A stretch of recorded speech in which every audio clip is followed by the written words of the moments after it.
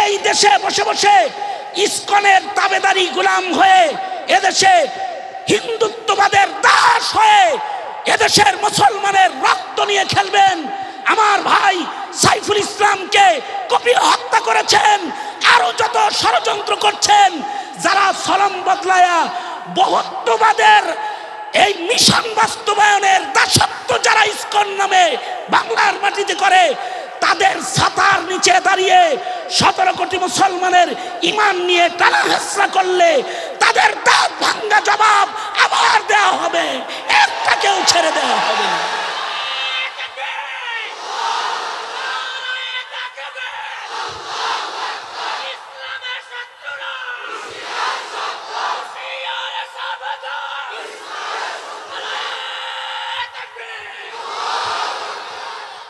এদেশের উলামায়ে কেরাম চায় 17 কোটি মুসলমানের সন্তানরা এক আল্লাহর কাছে পৌঁছে যাক। ঠিক না বে ঠিক? জোরে আওয়াজ করে বলেন। কারণ নবী তো নায়েবে নবী রেখে গেছেন, কিয়ামত পর্যন্ত আর নবী আসবে না, তিনি শেষ নবী।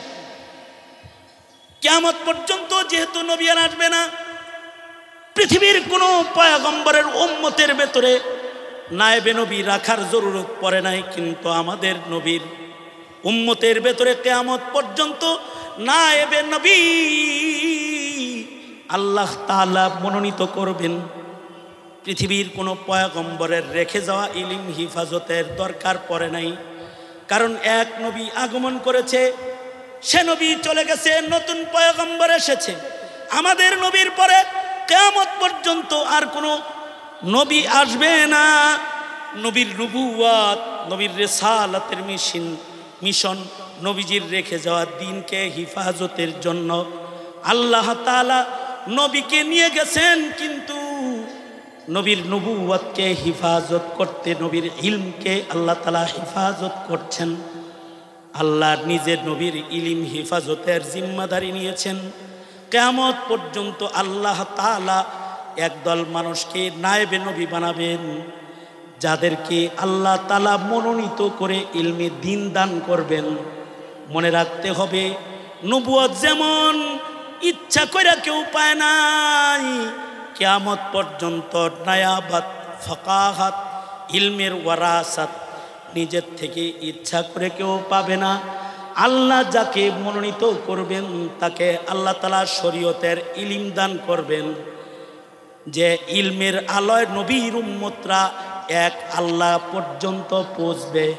এ কারণে কিয়ামত পর্যন্ত মানুষের জন্য রবের এলান, তোমরা নবী পাবে না, কিন্তু উম্মতের ভেতরে যারা জানে, আলেমদেরকে জিজ্ঞাসা চলবে, ফাসআলু আহলাদ যিকর, তোমরা নবী পাবে না, কিন্তু যারা জানে তাদের নিগরানিতে তোমরা রাস্তা চলবে। ওয়াকুলির রহমান ফাসআল বিহি খাবীরা, তোমরা আর নবী পাবে না, কিন্তু নবীর নায়েব উলামায়ে কেরাম, যাদের কাছে হালাল আর হারামের জ্ঞান আছে, যাদের কাছে জান্নাতের রাস্তা দোজখের রাস্তার ম্যাপ আছে, যাদের কাছে জান্নাতের নিয়ামত আর দোজখের আযাবের খবর যাদের কাছে আছে, মিজান পুলসিরাত হাসর নাসরের খবর নবীরা যেমন দিত, আলেমরা যারা দিবে, এদেরকে কিন্তু তোমরা খাটো মনে করো না। যাদের কাছে ইলম আছে, নবী যেমন আল্লাহর কাছে দামি, নায়েবে নবীরাও আল্লাহর কাছে দামি। কুল হাল ইয়াস্তাবিল্লাযীনা ইয়া'লামুনা ওয়াল্লাযীনা লা ইয়া'লামুন। মা বা'দু ফাআউযু বিল্লাহি মিনাশ শাইতানির রাজীম। বিসমিল্লাহির রহমানির রহিম। قل هل يستوي الذين يعلمون والذين لا يعلمون. وقال النبي صلى الله عليه وسلم طلب العلم فريضة على كل مسلم. وقال النبي صلى الله عليه وسلم فضل العالم على العابد كفضلي على أدناكم. أو كما قال عليه الصلاة والسلام اللهم صل على محمد وعلى آل محمد كما صليت على إبراهيم وعلى آل إبراهيم إنك حميد مجيد اللهم بارك على محمد وعلى آل محمد كما باركت على إبراهيم وعلى آل إبراهيم إنك حميد مجيد ইত্তেফাকুল মাদারিসিল কওমিয়া মুহাম্মদপুর আয়োজিত 2 দিনব্যাপী মহতী ওয়াজ মাহফিলের আজকের প্রথম রজনী মোহতারাম সভাপতি উপস্থিত হযরত বুজুর্গ উলামায়ে কেরাম সম্মুখপানে সমবেত দিন প্রিয় ইসলাম প্রিয় দিনদার ইমানদার মুমিন মুসলমান ভাইরা পর্দার আড়াল থেকে আলোচনায় শামিল মা বোনেরা প্রিয় ছাত্র ভাইরা আল্লাহর দরবারে শুকর আল্লাহ তাআলা বরকতপূর্ণ একটি আয়োজনে উলামাদের সোহবতে জান্নাতের বাগানে দাওয়াত ও তাবলীগের নিসবতে আল্লাহ তাআলা নসিহতের মজলিসে আমাদেরকে বসার তৌফিক দান করেছেন এজন্য কালিমাতুশ শুকর পড়ি শুকরিয়া আদায় করি মুহাব্বতে ভক্তি ভরে সমস্বরে বলি আলহামদুলিল্লাহ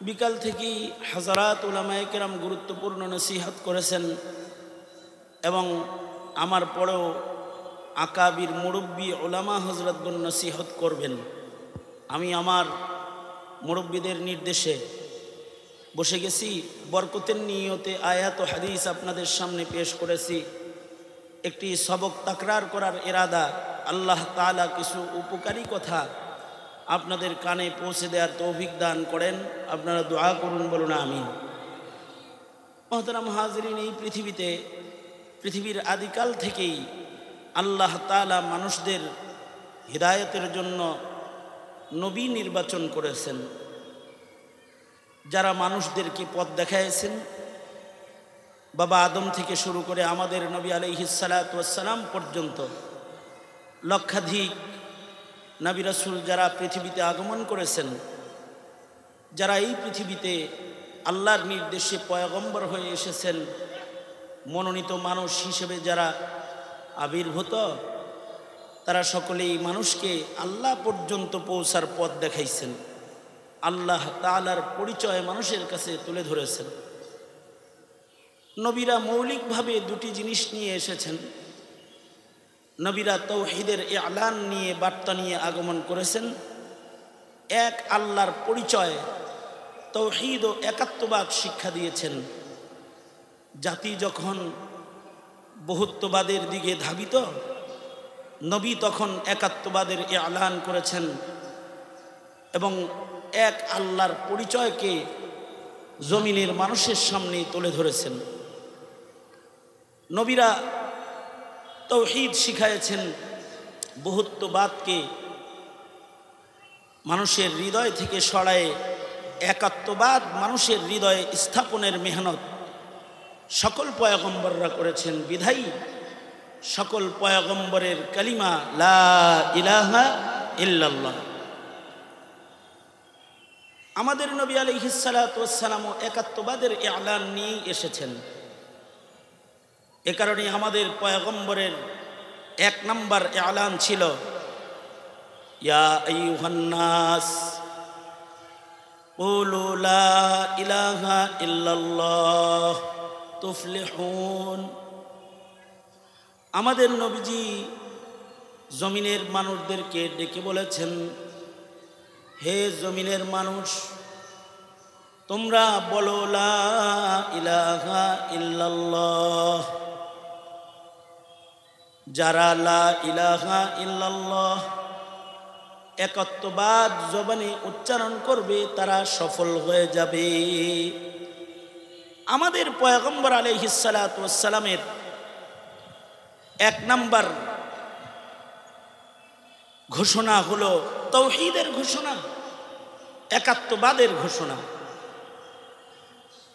আল্লাহর রাসূল সাল্লাল্লাহু আলাইহি ওয়াসাল্লাম জাতিকে অন্যান্য পয়গম্বররা যেমন তাওহীদ শিখিয়েছেন, আমাদের নবী আলাইহিস সালাতু ওয়াস সালামও জাতিকে এক আল্লাহর বিশ্বাস শিখিয়েছেন, এক আল্লাহর তাওহীদের কালিমা মানুষের মুখে উচ্চারণ করাইছেন। কারণ তাওহীদ তো এত গুরুত্বপূর্ণ এক বিশ্বাস, যে বিশ্বাসের মাধ্যমে বান্দা আল্লাহর জান্নাতের উপযুক্ত হয়। এ কারণেই যারা তাওহীদের ইলান, ইকো বন্ধ করে দিলে ভালো হয়, ইকোটা বন্ধ করে দিতে বলেন, মাইকলাকে বলেন ইকো বন্ধ করো, ইকো বন্ধ করো। আমাদের নবী আলাইহিস সালাতু ওয়াস সালামের এক নাম্বার ইলান হলো তাওহীদের ইলান। এবং আমাদের নবীজি মানুষদেরকে বলেছিলেন, কেউ যদি একবারও বলো লা ইলাহা ইল্লাল্লাহ, তাহলে তুমি জান্নাতে প্রবেশ করলে। আল্লাহর রাসূল বলেন, قال رسول الله صلى الله عليه وسلم من قال لا إله إلا الله فدخل الجنة। কেউ যদি একবার বলে, যে বলবে লা ইলাহা ইল্লাল্লাহ, সে আল্লাহর জান্নাতে ঢুকে পড়ল। আল্লাহর রাসূল তো একবার নিজের চাচার মুখ দিয়ে এই তাওহীদের ইলান বের করার মেহনত করেছেন এবং চাচাকে বলেছেন যে আপনি একবার হলেও বলেন লা ইলাহা ইল্লাল্লাহ, আমি আপনার জন্য ময়দানে মাহশারে শাফাআত করব, আশফাউ। অন্য বর্ণনায় আছে উহাজ্জু, আল্লাহর সাথে আমি আপনাকে জান্নাতে নেওয়ার জন্য বাড়াবাড়ি করব, জোরাজোরি করব আপনাকে জান্নাতে পৌঁছানোর জন্য। এ কারণেই তাওহীদের কালিমা যারা একবার পড়েছে, তারা যদি জিন্দেগিতে এক আল্লাহর গোলামি এক জাররাও না করে, যদি কোনো রকমের তাওহীদটাও কেউ কবরে নিয়ে যায়, আল্লাহ তাআলা তাকেও এই পৃথিবীর 10 পৃথিবীর রাজত্বের সমান জান্নাতের রাজত্ব দান করবেন, শুধুই মাত্র তাওহীদের বদলায়। আর তাওহীদবাদী একজন মুমিন যে একবার পড়েছে লা ইলাহা ইল্লাল্লাহ এবং এই তাওহীদের এই ইলানের উপরে সে অটল অনড় ছিল, বিশ্বাস নষ্ট করে নাই, তাওহীদ আর একাত্মবাদকে সে নষ্ট করে নাই। যদি নষ্ট না করে, তার কোনো আমল যদি নাও থাকে, আল্লাহ তাআলা তাকে দোজখে দিলেও তার দোজখের বিভিন্ন হালাত আছে। এক নম্বর হালত তো দোজখের 7 স্তরের একেবারে উপরিভাগের কম আযাব যেখানে, সেখানে তাকে দেয়া হবে তাজকিয়াতান, পুত পবিত্র করার জন্য। আনোয়ার শাহ কাশ্মীরি বলেছেন যে আগুনের প্রথম স্তর যেটা জাহান্নামের, সেখানে তাকে রাখা হবে। আর অন্যদেরকে, যারা মুশরিক, যারা আল্লাহ পাকের সিফাতে আক্রমণকারী, আল্লাহ পাকের একাত্মবাদে আক্রমণ করে যারা বহুত্ববাদের পূজারী, তাদেরকে দোজখের নিম্ন স্তরে রাখা হবে। কারণ তাওহীদবাদীদেরকে কোনো না কোনো সময়ে, কোনো না কোনোভাবে আল্লাহ তাআলা তার বদআমলির সাজা শেষ হইলে বের করে জান্নাতে আবার প্রবেশ করাবেন, আশা করা যায়। একবারও যদি সে বলে লা ইলাহা ইল্লাল্লাহ।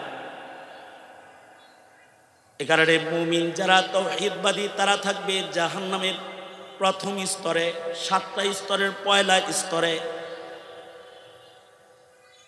ইহুদ ও নাসারারা যারা আল্লাহর সিফাতে আক্রমণকারী, তারা থাকবে জাহান্নামের দ্বিতীয় তৃতীয় স্তরে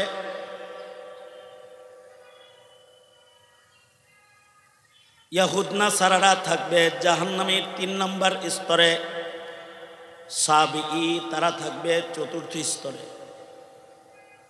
মাজুস যারা মাজুসি অগ্নি পূজক যারা তারা থাকবে পঞ্চম স্তরে।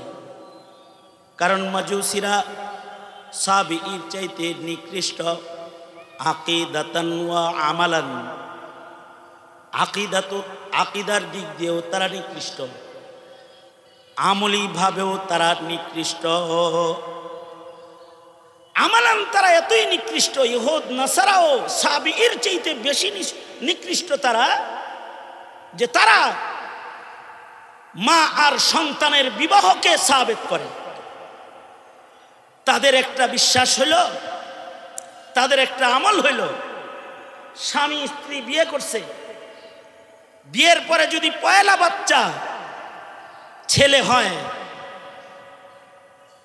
তাহলে এই জামাইয়ের বউ হারায়া যায়। তার মানে তাদের আকীদা হলো এই বিবির জন্য আল্লাহ নতুন স্বামী পাঠাইছে যার সাথে তার বিয়ে হবে।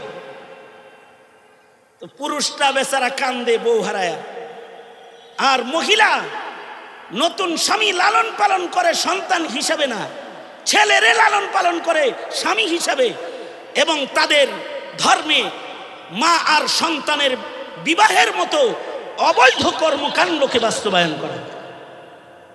যেহেতু আকীদাতান ওয়া আমালান তারা ইহুদ নাসারা ও সাবিঈর চাইতেও নিকৃষ্ট, এ কারণে তাদেরকে দোজখের পঞ্চম স্তরে রাখা হবে। ষষ্ঠ স্তরে যাদেরকে রাখা হবে তারা হলো মুশরিকিন, যারা বহুত্ববাদের পূজারী। এক আল্লাহ না ৩৩ কোটি দেবতার পূজা করছে, বহুত্ববাদের পূজা করেছে। আল্লাহ একজন না, বহু পূজা, বহু রব বানায় বহুত্ববাদকে যারা লালন করেছে তারা মুশরিকিনদের ভেতরে সবচেয়ে বেশি নিকৃষ্ট। তাদেরকে জাহান্নামের ষষ্ঠ স্তরে রাখা হবে।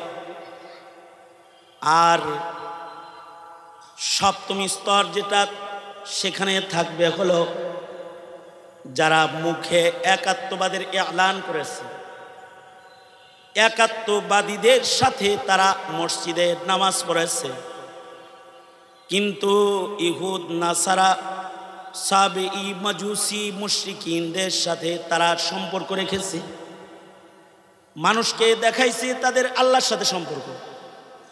তারা নামাজ পড়ে, তারা রোজা রাখে, তারা হজ্জে বাইতুল্লাহ করে, কিন্তু এই মুনাফিকের সম্পর্ক হলো মুশরিকিনদের সাথে, মুনাফিকের সম্পর্ক মাজুসিদের সাথে। এমন মুনাফিকের সম্পর্ক ইহুদ নাসারা সাবিঈর সাথে।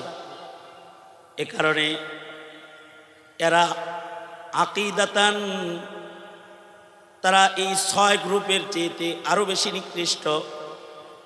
তাদের ভেতর একরকম, বাহির আর এক রকম। এ কারণে এদের প্রতি আল্লাহর গুসা সবচেয়ে বেশি। ইন্নাল মুনাফিকিনা ফিদ্দারকিল আসফালি মিনান নার। এ কারণে মুনাফিক যারা, এরা থাকবে দোজখের সর্বনিম্ন স্তরে। মুনাফিক হলো মুখে বলে এক আল্লাহর কথা,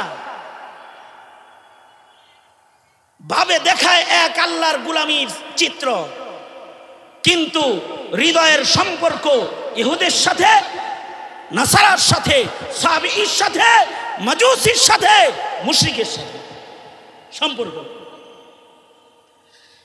বিগত 16 বছর ওয়াজ মাহফিলে এলান শুনেছি যে আমাদের মাননীয় প্রধানমন্ত্রী শেখ হাসিনা তিনি তাহাজ্জুদ নামাজ পড়েন, তিনি 70 রাকাত নফল নামাজ পড়েন, তিনি ইশরাকের নামাজ না পড়ে জয় নামাজ থেকে উঠেন না, তিনি প্রতিটি উপজেলায় একটি করে মডেল মসজিদ নির্মাতা আল্লাহ প্রেমিক এক আল্লাহর খাস দাসী।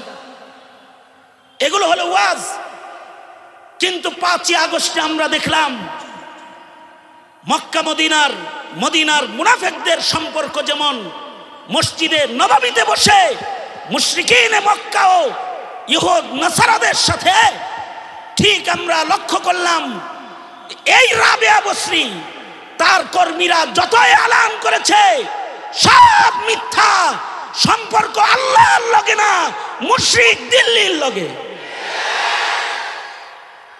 এ কারণে দুনিয়ার কোথাও জায়গা না পেলেও দিল্লিতে জায়গা পেয়েছে, কোথাও জায়গা পায় নাই।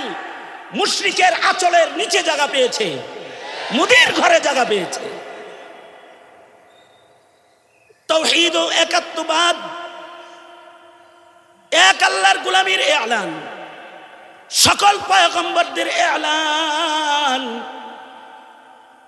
আমাদের সরওয়ারে দো আলম নবীর এলান, কুলু লা ইলাহা ইল্লাল্লাহ। এটা পয়গম্বরদের 1 নম্বর এলান।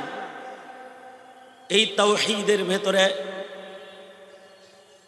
বহুত্ববাদ যেন ঢুইকা না যায়, এই তাওহীদের ভেতরে শিরিক ফি জাত যেন না হয়, শিরিক ফি সিফাত যেন না হয়। এর ভেতরে যত চন্দ্র সূর্য পূজা না হয়, আল্লাহর জমিনে আল্লাহর গোলাম যেন আগুনের পূজা না করে। এমনকি আল্লাহর জমিনে আল্লাহর গোলামরা যেন এক আল্লাহর সাথে সম্পর্ক রাখে। এক আল্লাহর একাত্মবাদ যারা মুখে এলান করলো, তারা যেন কেবলমাত্র আল্লাহকেই খুশি করে, তারা যেন আর কাউরে খুশি না করে। কারণ মুমিনের আর কাউকে খুশি করার দরকার নাই। তার মুখে যে এক আল্লাহর একাত্মবাদের এলান করেছে, মত পর্যন্ত তার সাধনা হবে সেই মহান মালিককে খুশি করা। এটাই তার এলান। তাওহীদবাদীদের ভেতরে যারা আল্লাহকে খুশি করতে পারবে না, মুখে কালিমা আছে কিন্তু আল্লাহরে খুশি করে নাই। কেউ নিজেকে খুশি করেছে, আল্লাহরে খুশি করে নাই। নিজে হ্যাপি, সেও তাওহীদ তার ঠিক থাকলেও জাহান্নামের আগুনে নিক্ষিপ্ত হবে। কেউ মুখে বলেছে লা ইলাহা ইল্লাল্লাহ, পরিবারকে খুশি করেছে, আল্লাহকে খুশি করে নাই। সন্তানের খেদমত করছে, বাড়ি গাড়ি করে দিয়েছে, বিবির চাহিদা পূরণ করেছে, তারা সবাই তার উপরে খুশি, কিন্তু আল্লাহ নারাজ। শুধু তাওহীদ দিয়ে ডিরেক্ট সে জান্নাতে যেতে পারবে না, দোজখের আগুনে তাকে নিক্ষিপ্ত হতে হবে। কিন্তু যদি এই তাওহীদবাদী কোন কারণে তার আকীদা বরবাদ করে সে ইহুদিয়াত, নাসরানিয়াত, মাজুসিয়াত, সাবিইয়াত অথবা মুনাফিকি যদি তার ভেতরে জায়গা পায়, তাহলে সে তাজকিয়াতান দোজকিনা, সে আবাদুল আবাদের জন্য সে দোজখে জাহান্নামের মধ্যে নিক্ষিপ্ত হয়ে যাবে। এ কারণে মিল্লাতের একটি ইমানদারের ইমানের ভেতরে যেন ইহুদিয়াত, নাসরানিয়াত, মাজুসিয়াত, সাবিইয়াত ও মুনাফিকি যেন তার ভেতরে জায়গা না পায়, এইটা লক্ষ্য রাখা, উম্মতের মুসলমানদের এই সাইড পাহারা দেওয়া একে অপরের জিম্মাদারি। একে অপরের জন্য মিরআতুল মুমিন। যদি দেখে কোনো ত্রুটি আসতেছে, সে সংশোধন করবে। হ্যাঁ, আমল যদি কারোর নষ্ট থাকেও, কিন্তু তাওহীদ যদি হিফাজত করে যায়, তাইলে আল্লাহ তাআলা বাহানা করে করে তাকে দোজখ থেকে বের করবে। আল্লাহর রাসূল বলেন, জাহান্নামের শাস্তি যখন মুমিনের উপরে হবে, মুমিনদের আওয়াজ পেয়েও কিছু মুমিনকে আল্লাহ ডেকে আনবে। এক হাদিসে আছে, 2 মুমিনের চেঁচামেচি শুনে আল্লাহ তাআলা দুনো মুমিনকে ডেকে আনবে, দোজখ থেকে বাইর করে আনবে, বাইর করে ধমকি দিয়া বলবে, দোজখে আসছ তাও চেঁচামেচি করস, চুপচাপ থাকতে পারস না, যা, আবার দোজখে পাঠাইয়া দিবে। দোজখে যে যাইতে বলবে, এই সময় আবতাগু ইলাইহিল ওয়াসিলা, আল্লাহ যে ওসিলা খুঁজতে বলছিল, এই ওসিলা এবার আল্লাহ নিজে খুঁজে বের করবে বান্দাকে জান্নাতে দেওয়ার জন্য।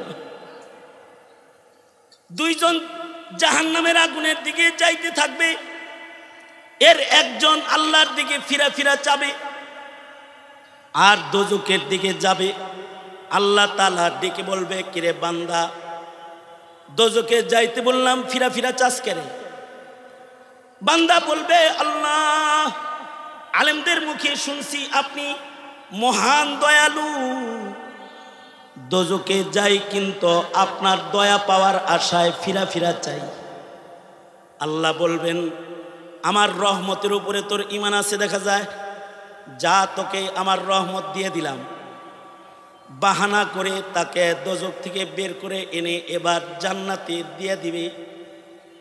আর একজন রেজে বাইর করছে, এরেও দোজখে যাইতে বলছে, সে দোজখের দিকে যাবে, পেছনে তাকাবে না।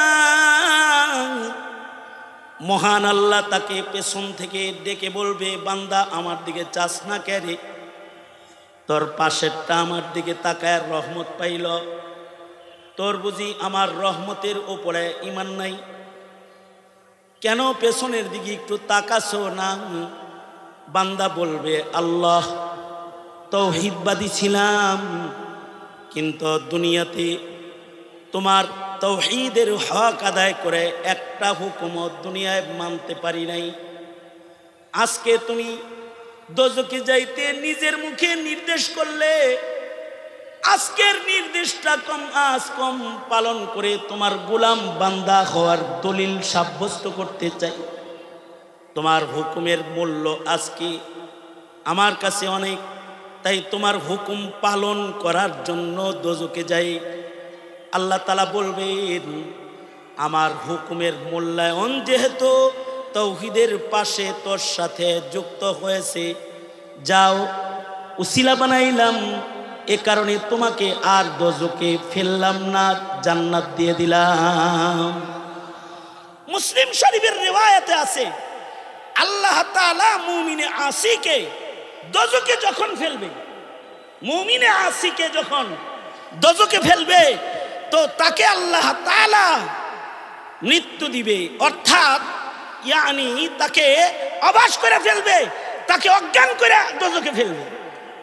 অর্থাৎ অপারেশন করার সময় ডাক্তার যেমন রোগীকে অবাস করে, ডাক্তার অপারেশন করবে, এবার রোগীর দেহকে অপারেশন করবে, এবার তাকে অচেতন করে, তাকে অজ্ঞান করে। কেন? এবার অস্ত্রোপচার করা হবে,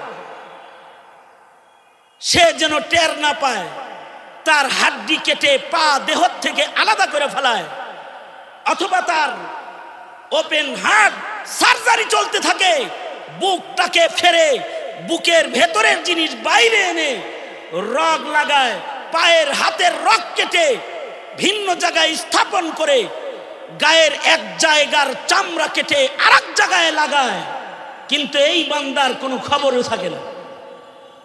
যদি কেউ ইহুদিয়ত লালন না করে, যদি কেউ নসরানিয়ত লালন না করে, যদি কেউ মাজুসিয়ত লালন না করে, সাবিয়ত যদি লালন কেউ না করে, যদি কেউ হিন্দুত্ববাদ লালন না করে, একত্ববাদ হিফাজত করে কেউ যদি কবরে যায়, তাতেও আল্লাহ তাআলা আশা করা যায় হতে পারে যে তাকে দোজখে দিবেন, কিন্তু অজ্ঞান করে দোজখে দিবেন। হাদিসে আছে, বান্দাকে যখন আল্লাহ তাআলা দোজখের আগুনে পুরায়া তার বদ আমলের শাস্তি দিয়ে ফেলবেন, বান্দার পুরা দেহটাকে এবার আল্লাহ তাআলা দোজখ থেকে বাইর করবেন, বাইর করে তাকে আবার হুঁশ দান করবেন, তাকে আবার সাধারণ জীবন দান করবেন। বান্দাটা যখন হুঁশ আসবে, দেখবে তার উপর দিয়ে জাহান্নামের আযাবের কিয়ামত হয়ে গেছে। তার পাপের শাস্তি তার উপরে প্রয়োগ হয়েছে। আল্লাহ তাআলা এবার বান্দাকে নহরে হায়াতের পানি দিয়ে গোসল দিবেন। নহরে হায়াতের পানি দিয়ে গোসল দিয়ে দিলে তার গায়ের কালো চামড়াগুলো আবার শুভ্র সাদা বর্ণের জান্নাতি রং তার ভেতরে আসবে। জান্নাতি রঙের নওজোয়ান যুবক যুবতীর আকৃতি তার হবে। আল্লাহ তাআলা এবার বলবেন, গুনাহ করছিলি দেখা তাই একটু তাজকিয়াতান দোজকে রাখলাম, কিন্তু তাওহীদ ঠিক রেখেছিলি, একাত্মবাদ নষ্ট করিস নাই, এ কারণে আমি আমার বন্ধু বানায়া তোকেও জান্নাত দিলাম। এ কারণে দাওয়াত ও তাবলীগ উলামায়ে কেরামের নসিহত, এই নসিহতের এক নাম্বার যে জায়গাটা থাকে সেটা হলো জাতির ঈমান বাঁচাও, জাতির তাওহীদ বাঁচাও, জাতির রিসালাত বাঁচাও। এ কারণে উলামায়ে কেরাম তাওহীদের কথা কয়, উলামায়ে কেরাম রিসালাতের কথা কয়, উলামায়ে কেরাম নিশ্চিত চিরস্থায়ী দোজখী থেকে মানুষদেরকে বাঁচাইবার জন্য উলামা মুবাল্লিগিনরা জাতির কাছে ঈমানের আওয়াজ জাতির কানে কানে দিয়ে বেড়ায়। এইটা যাদের ভালো লাগে নাই তারা দাওয়াত ও তাবলীগের ঈমানি কাজকে দুই টুকরা করেছে, তাদের নাম আওয়ামী লীগ। এইটা যাদের ভালো লাগে না তারা এই তাওহীদের কথা আর রিসালাতের কথা উম্মতের যে উলামায়ে কেরাম বলে তাদেরকে জেল, জুলুম, হত্যা, তাদেরকে শহীদ করে তাদের জবান বন্ধ করার চেষ্টা করেছে, তার নাম আওয়ামী লীগ। জাতির উলামায়ে কেরাম যারা জাতির কাছে তাওহীদকে তুলে ধরে, যারা জাতির কাছে রিসালাতকে সুস্পষ্ট করে, যারা জাতির ঈমানটাকে কবরে নেওয়ার রাস্তা দেখায়, তাদেরকে পাখির মতো গুলি করে হত্যা করেছে।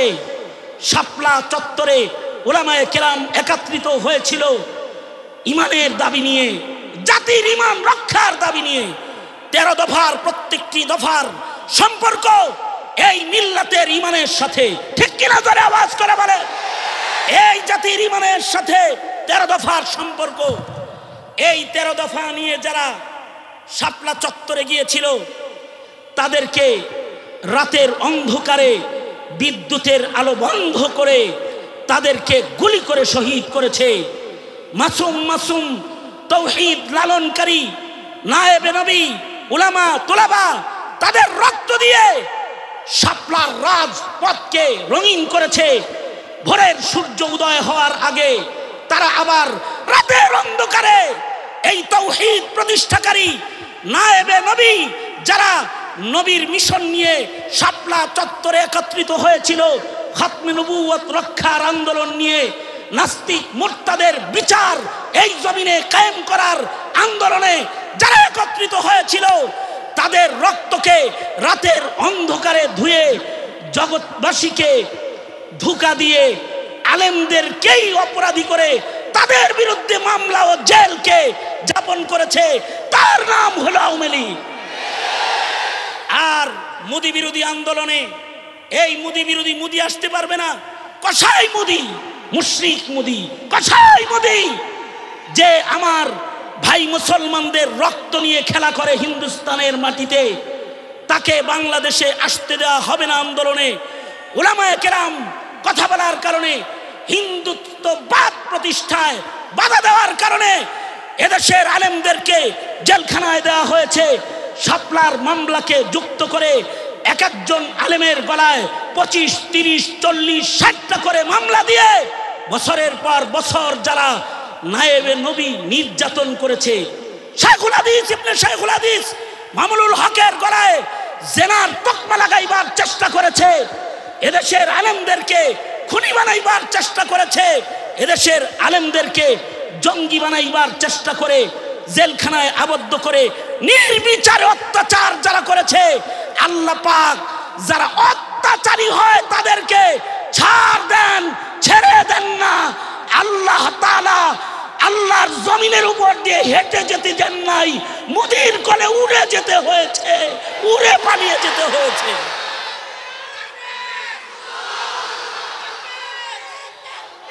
এই দেশের উলামায়ে কেরাম অত্যাচারিত, এই দেশের উলামায়ে কেরাম নির্যাতিত, নিপীড়িত যুগ যুগ ধরে। স্বাধীনতার পর থেকে এই দেশের আলেমদেরকে ৭২ সাল থেকে রাজাকার বলা শুরু করেছে, অথচ এরা হলো ইলমের বাহক, নায়েবে নবী। তারা তাওহীদের কথা কয় নবীর ওয়ারিস হিসেবে, তারা জাতির ঈমান রক্ষার জন্য কথা কয়, তারা জাতির ঈমান আমলের শিক্ষাকে সংরক্ষণের কাজে ব্যস্ত রয়। তাদেরকে এই ৭২ সাল থেকে আজ পর্যন্ত রাজাকার বলে আসছে। কিন্তু উলামায়ে কেরাম যেহেতু নায়েবে নবী, তারা তা শুধুই মাত্র ইলমের ওয়ারিস না, তারা নবীজির চরিত্রের ওয়ারিস। এ কারণে আলেমদের ধৈর্য বেশি। আলেমদেরকে ৭২ সাল থেকে রাজাকার কয়, কিন্তু এদেশের আলেমদের বড় ধৈর্য। ছোট ছোট মক্তবের বাচ্চাদেরকে রাজাকার বলে গালি দিয়েছে, ধৈর্য, তারা কিছুই বলে নাই, কখনো কথা বলে নাই। কারণ খুলুকে আজিম নবীর উম্মত নায়েবের দপ্তরে যে নাম, তাই ধৈর্য অনেক বেশি। তারা ইচ্ছা করলে কথা বলতে পারত, ইচ্ছা করলে এদেশে আলেম তলবে এলেম কম নাই, তারাও এর আগেই প্রতিবাদের ভূমিকায় অবতীর্ণ হতে পারত। কিন্তু তাদের ধৈর্য বেশি, কারণ নবীর নায়েব তো, নবীদের ধৈর্য যেমন নায়েবদের ধৈর্যও তেমন। আমাদের নবী আলাইহিস সালাতু ওয়াস সালামের ধৈর্য পড়লে বিস্ময়ে হতবাক হতে হয় যে আল্লাহর রাসূল ওনার নামের শেষে রাসূলুল্লাহ কেটে দেয় নির্যাতন কইরা, আল্লাহর রাসূল তাও কাইটা দেয়। অনৈতিক শর্ত মেনে নিয়ে হুদাইবিয়ার সন্ধি করেছিলেন সরওয়ারে দু আলম নবী। নবীজিকে যারাই কষ্ট দিয়েছে তাদের কষ্টের প্রতিবাদ নবী করেন নাই। পাথরের আঘাতে যখন রক্তাক্ত করে তায়েফে ফেলেছে, তখনও নবীজি সেজদায় পড়ে আল্লাহকে বলেছে, ওরা বুঝে নাই আল্লাহ, তুমি ওদের মাফ করে দাও। সেই নবীর নায়েব যারা, তাদেরও তো ধৈর্য আছে।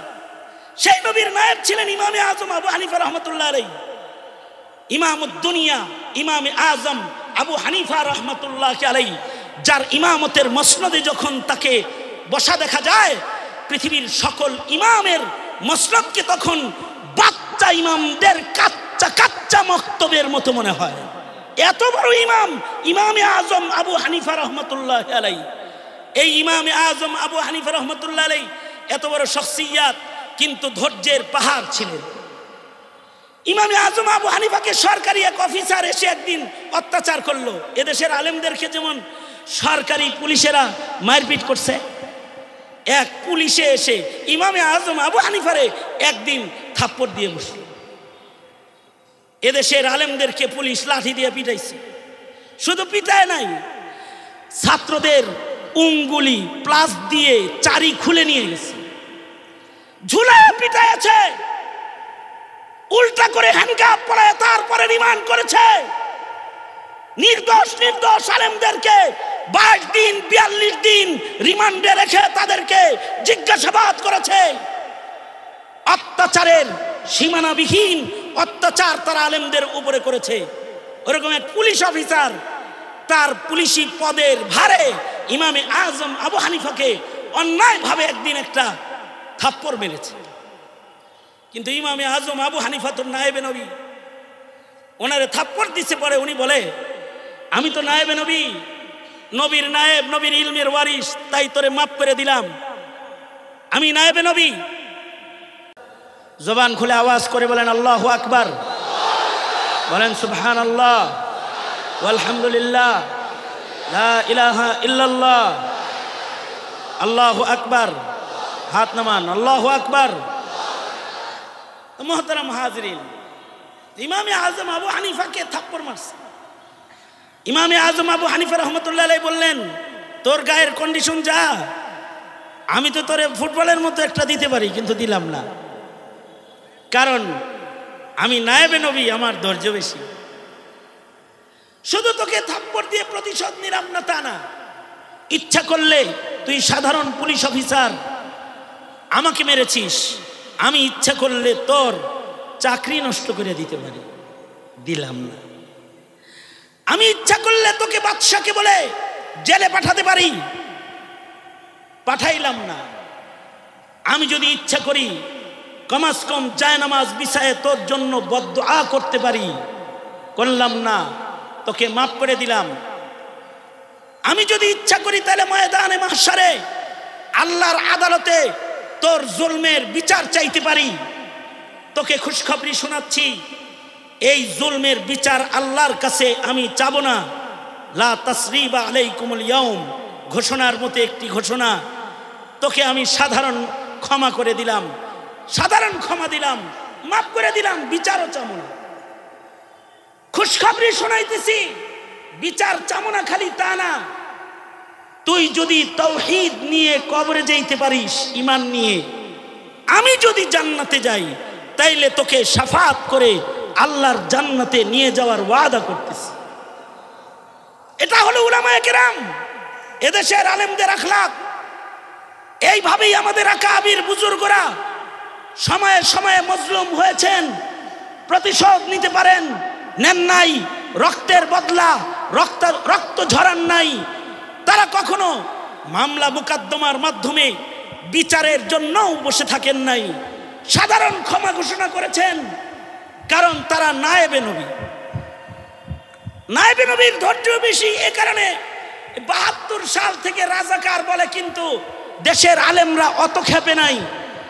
বৈষম্য বিরোধী ছাত্র আন্দোলনকে যখন রাজাকার বলেছে, তাদের তো আর নায়েবে নবীর মতো ধৈর্য নাই, তারা গণভবনের দিকে দৌড় দিয়েছে সোজা, এবং তারা গণভবনের দিকে মার্চ করেছে এক রাজাকার একবার রাজাকার বলার সাজা দেওয়ার জন্য। কারণ তাদের ধৈর্য এত না, মৌলবীর ধৈর্য যত, আলেম উলামার ধৈর্য যত। গণভবনের পাশ দিয়ে প্রতিদিন যাতায়াত হয়, তো দেখি গণভবনের ডবল গাঁথনির ইট চতুর্দিকের কোনো দিকে খোলা নাই। তার মানে একবার রাজাকার বলার রাগ আর গুচ্ছা ছাত্র জনতার হৃদয়ে এইরকম ছিল যে গণভবনের চতুর্দিকের ইট রাখে নাই, সব খুলে ফেলেছে। আমার মনে হয় বুবু যদি ঘাটতেরামি করে ওই দিন বসে থাকতো, তাহলে বুবু ছেলেরা ঢুকলে গায়ের চামড়া খুলে নিয়ে আসতো, চামড়া খুলে নিয়ে আসতো। কেন? এই আযাব আল্লাহর পক্ষ থেকে যে আবাবিল হয়ে ছাত্র জনতা গণভবনমুখী হলো, এটার একমাত্র কারণ তাওহীদের একাত্মবাদের এলানকারী উলামায়ে কেরাম, দিনদার পরহেজগারদের উপরে অত্যাচারের বিচার এটা আল্লাহ করেছে। কারণ আল্লাহর জমিনে একাত্মবাদ থাকবে, এটাই আল্লাহ পাকের চাওয়া। এ কারণে ১৬ লাখ পয়গম্বর, লক্ষাধিক নবী রাসূল দিয়ে আল্লাহ তাআলা এক নাম্বার কাজ করায়ছেন, পয়গম্বরদেরকে দিয়া তাওহীদের এলান করায়ছেন। যে এক আল্লাহর তাওহীদের এলান করায়ছেন, এই এক আল্লাহ পর্যন্ত পৌঁছার জন্য তাওহীদের পরে, ঈমানের পরে নবীরা যেই জিনিস নিয়ে এসেছেন তার নাম হলো ইলমে দ্বীন। প্রত্যেক পয়গম্বর কি আল্লাহ তাআলা ইলমে দ্বীন দান করেছেন। ইলমে দ্বীনের মাধ্যমে সকল নবীরা তাদের উম্মতকে আল্লাহ পর্যন্ত পৌঁছার রাস্তা দেখায়ছেন। এ কারণে নবীদেরকে আল্লাহ তাআলা কিতাব দান করেছেন, ঐশী ইলম দান করেছেন। নবীরা জমিনবাসীকে তাওহীদ ও একাত্মবাদের এলান দিয়েছেন, আর এক আল্লাহ পর্যন্ত পৌঁছার জন্য ইলমে দ্বীনের মাধ্যমে দিক নির্দেশনা দিয়েছেন। সকল নবীরা দ্বিতীয় নাম্বার যে নিয়ামত নিয়ে আগমন করেছেন তার নাম হলো ইলমে দ্বীন। ঈমানের পরে ইলমে দ্বীনের মূল্য সবচেয়ে বেশি। নবীদেরকে আল্লাহ তাআলা ইলম দিয়েছেন, ইলম যার বেশি সম্মান তার বেশি।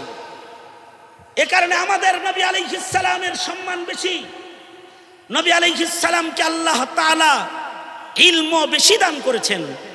ইলমের কারণে আমাদের নবীজিরও সম্মান। আমাদের নবীজির মুআজিজার মধ্যে সবচেয়ে বড় মুআজিজা নবীজির ইলমি মুআজিজা।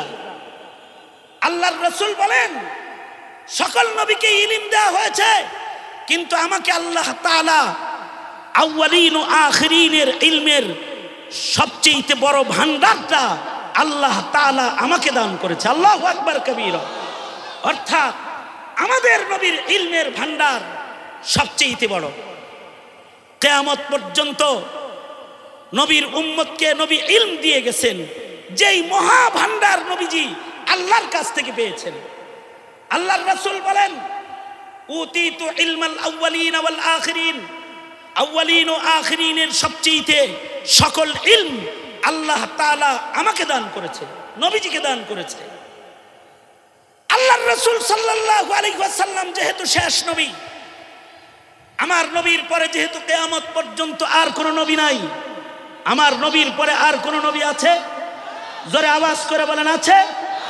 কেউ যদি বলে নবীর পরে নবী আছে তাহলে সে কি? জোরে আওয়াজ করে বলেন সে কি? সঙ্গত কারণেই কাদিয়ানীকে যারা নবী বলে তারা কি?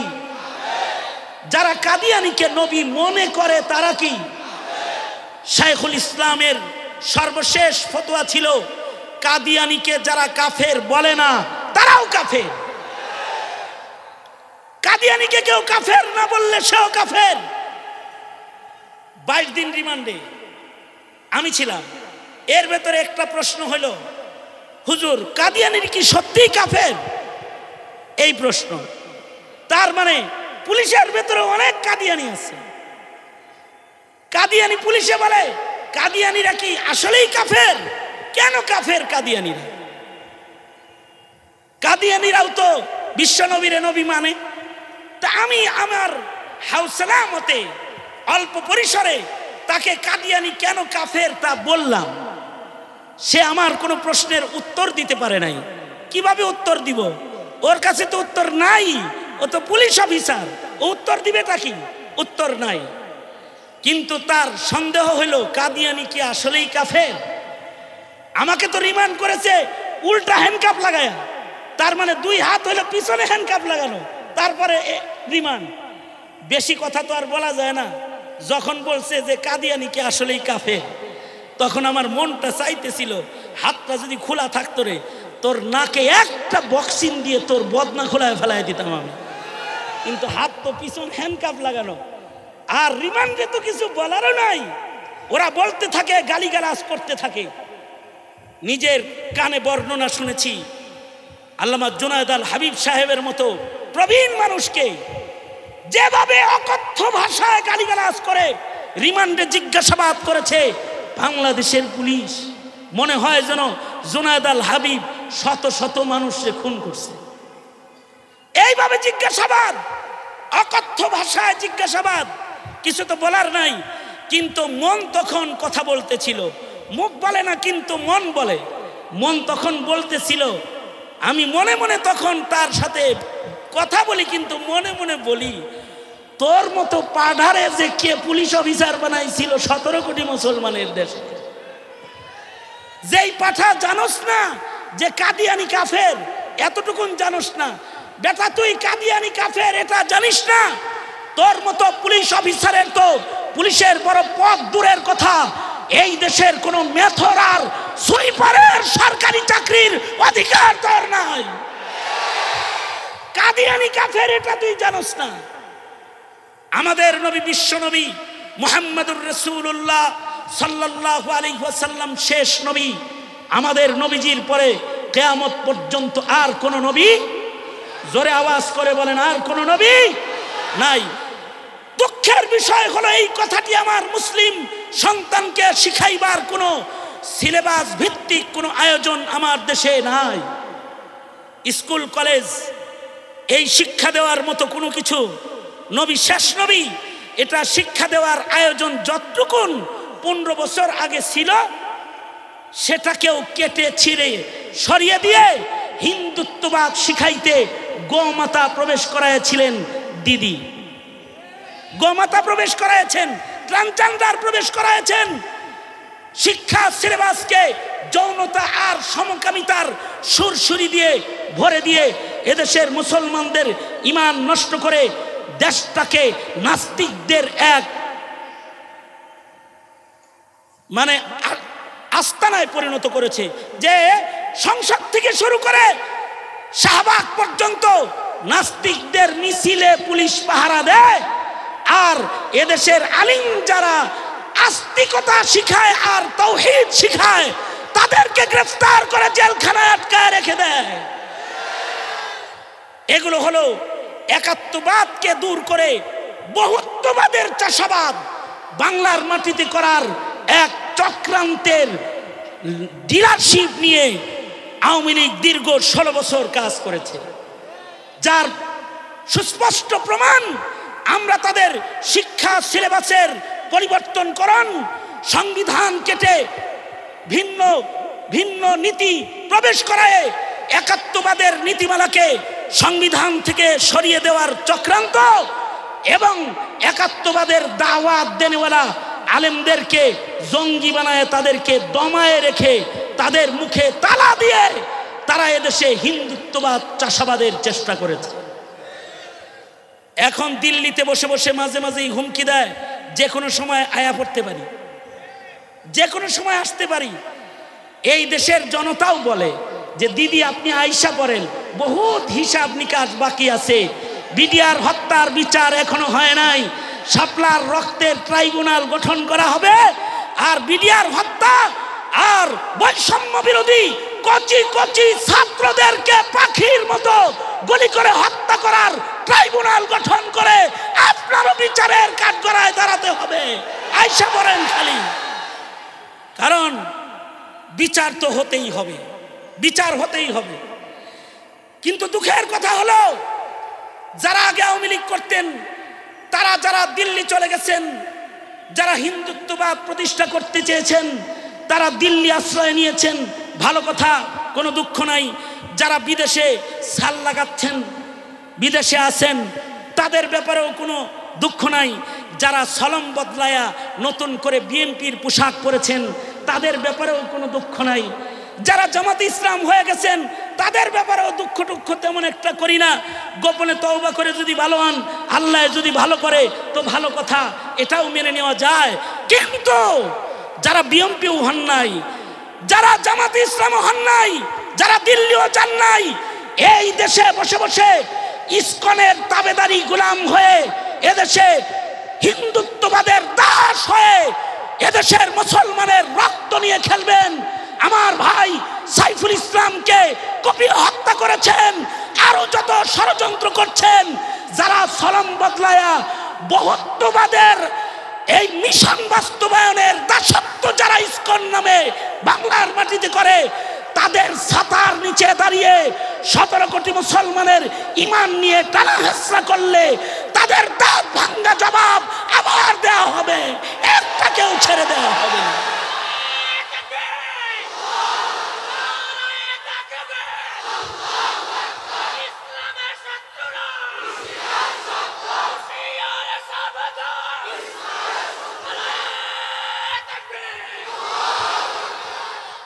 এদেশের উলামায়ে কেরাম চায় 17 কোটি মুসলমানের সন্তানরা এক আল্লাহর কাছে পৌঁছে যাক। ঠিক না বে ঠিক? জোরে আওয়াজ করে বলেন। কারণ নবী তো নায়েবে নবী রেখে গেছেন, কিয়ামত পর্যন্ত আর নবী আসবে না, তিনি শেষ নবী। কিয়ামত পর্যন্ত যেহেতু নবী আর আসবে না, পৃথিবীর কোনো পয়গম্বরের উম্মতের ভেতরে নায়েবে নবী রাখার জরুরত পড়ে নাই। কিন্তু আমাদের নবীর উম্মতের ভেতরে কিয়ামত পর্যন্ত নায়েবে নবী আল্লাহ তাআলা মনোনীত করবেন।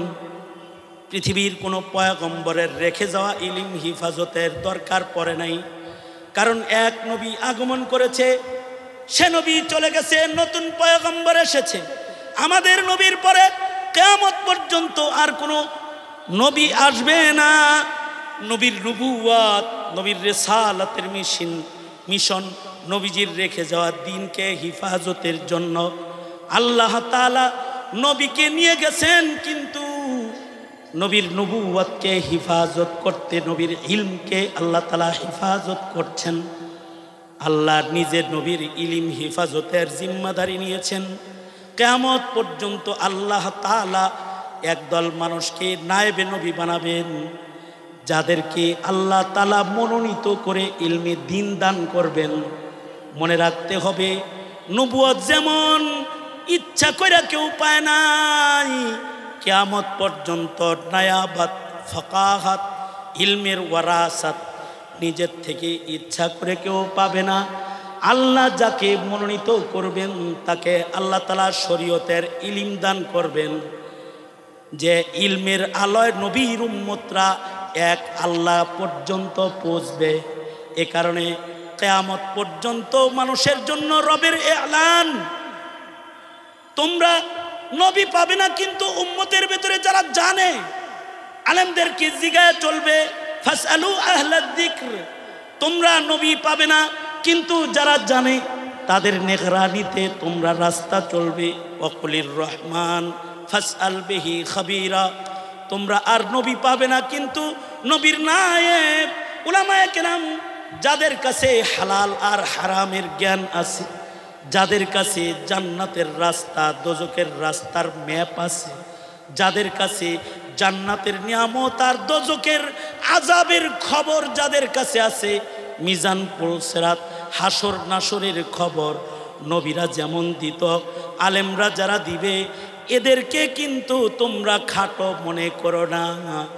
যাদের কাছে ইলম আছে, নবী যেমন আল্লাহর কাছে দামি, নায়েবে নবীরাও আল্লাহর কাছে দামি। কুল হাল ইয়াস্তাবিল্লাযীনা ইয়া'লামুনা ওয়াল্লাযীনা লা ইয়া'লামুন, যাদের ইলম আছে আর যাদের ইলম নাই, এরা দুই দল সমান হতে পারে না। কারণ ইলমের মাধ্যমে জাতির হালাল আর হারামের রাস্তা আলেমরাই কিয়ামত পর্যন্ত দেখাবে। এ কারণে আলেমরাই কোনো নেককার ভুল করলে তারও ভুল ধরবে, কোনো বদকারে ভুল করলে তাও ভুল ধরবে, কোন সরকার ভুল করলে তারও ভুল ধরবে। তাবলীগ করতে গিয়ে কেউ ভুল করলে আলেমরা ভুল ধরবে, তাদের কাছে ইলম আছে। খানকা করতে গিয়ে কেউ যদি ভুল করে, কোরআন হাদিস না পড়ে খানকি না চায় খানকা করতে চায়, আলেমরা প্রতিবাদ করবে।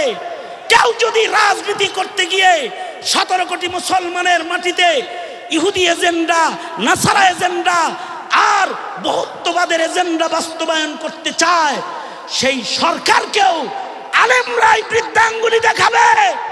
কারণ নবী আর আসবে না, আলেমরাই কথা বলবে। এ জাতির শ্রেষ্ঠ সন্তান তালেবানে ইলমে নবুওয়াত, ইলমে দ্বীন হাসিল করা দুনিয়ার কোনো ভোগ বিলাসিতার জন্য নয়। ইলমে দ্বীন হাসিল করার মাকসাদ হবে জাতির ভুল সংশোধন করা। সেই ভুল করনেওয়ালা মসজিদে বসা থাক, সেই ভুল করনেওয়ালা খানকায় বসা থাক, সেই ভুল করনেওয়ালা সেনাবাহিনীর অফিসার হতে পারে, সেই ভুল করনেওয়ালা পুলিশ অফিসার হতে পারে।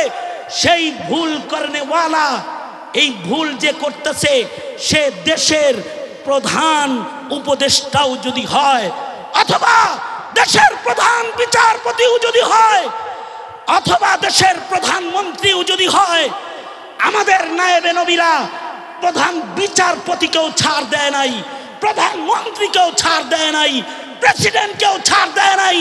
মনে রাখবেন, যারা দেশের মসনদে বসে থাকবেন, এই দেশে মৌলবীর গায়ে রক্ত প্রবাহ থাকতে আপনার যা তা বাস্তবায়ন করতে দেওয়া পিছনেও হয় নাই, সামনেও হবে না। রক্ত থাকতে যা তা বাস্তবায়ন শাহজালালের মাটিতে হবে না, হতে দেওয়া হবে না। এ তালেবানে ইলমে নবুওয়াত আকাবির আসলাফদের পদাঙ্ক অনুসরণ করে যে কোনো সময় এই 17 কোটি মুসলমানের মাটিতে যে কোনো পদক্ষেপ নিতে মর্দে মুজাহিদ ও নায়েবে নবীর যোগ্য ভূমিকায় অবতীর্ণ হতে তোমরা নবীর কাফেলা, তোমরা দিনের পাহারাদারেরা প্রস্তুত থাকবে তো সব সময় ইনশাআল্লাহ। আল্লাহ তাআলা প্রস্তুত থাকার তৌফিক দান করেন। এ কামনা করেই আমি আমার সংক্ষিপ্ত কথা এখানেই গুটিয়ে আনছি। जो कुछ हुआ या रब तेरे करम से हुआ, जो कुछ होगा तेरे करम से ही होगा। व आखिर दावाना अल्हम्दुलिल्लाहि रब्बिल आलमीन। আসসালামু আলাইকুম ওয়া রাহমাতুল্লাহি ওয়া বারাকাতুহু।